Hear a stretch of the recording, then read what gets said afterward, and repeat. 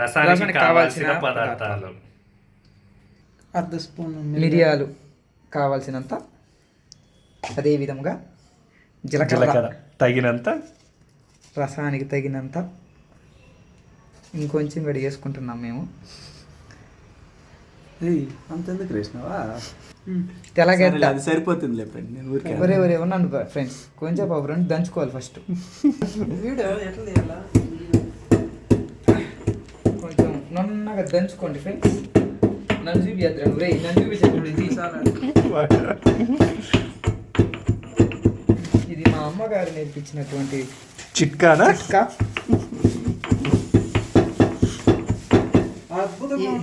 ఈ కాలం పిల్లకాయలు మిక్సీలో కొట్టేస్తారమ్మా, అలా కొట్టుకోకూడదు. రుచి కావాలంటే ఇలా నిదానంగా దంచుకోవాలి.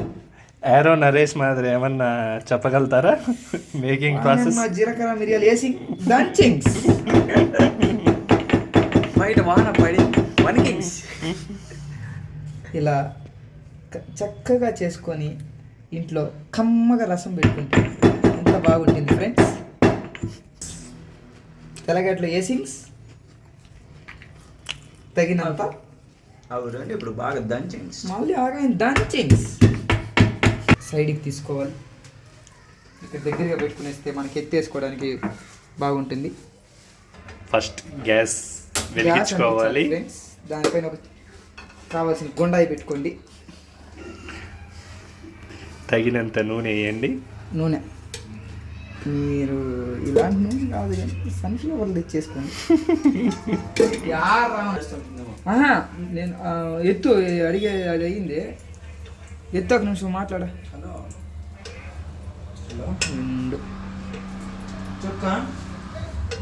3 చెంచాలు నూనె కాదు, 4 చెంచాల నూనె చెప్తా. పోసుకున్న తరువాత విత్తనాలన్నీ తీసేస్తున్నారు. మేము చేస్తాను కానీ మళ్ళీ అక్కడికి తీసి మళ్ళీ ఏంటి మిరపకాయలు తగినన్ని. ఒక ఫ్రెండ్ మండేస్తుంది ఎక్కడ పడితే అక్కడ. కొంచెం ఒక నిమిషం బాగా వేయించుకోవాలి. ఇంకా జీలకర్ర మిరియాలు వేయలేదు కదా. అబ్బా, అప్పుడు మిరపకాయ వేసినాడు. చిమ్ములోనే ఉంది కానీ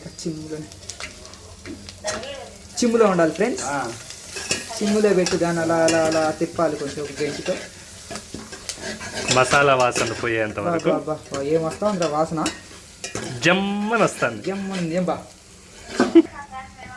తగినంత పసుపు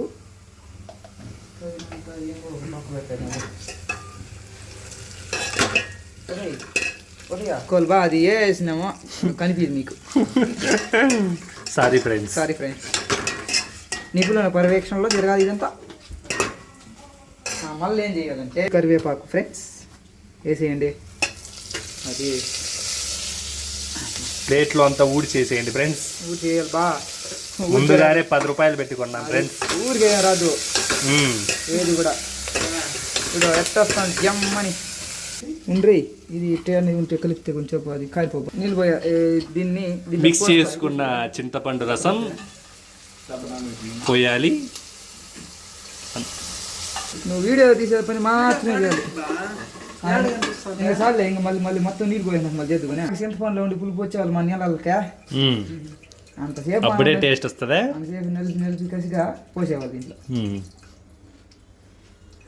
తగినంత ఉప్పు.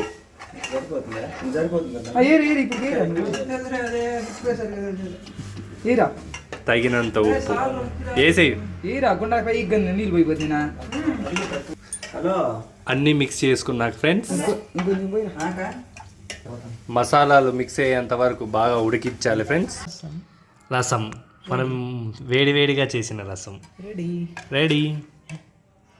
వాసన చూసారా, గుమగుమలాడుతుంది. అద్భుతం. ఎంజాయ్ పండగ. జమ్మనుంది బరాస్మా.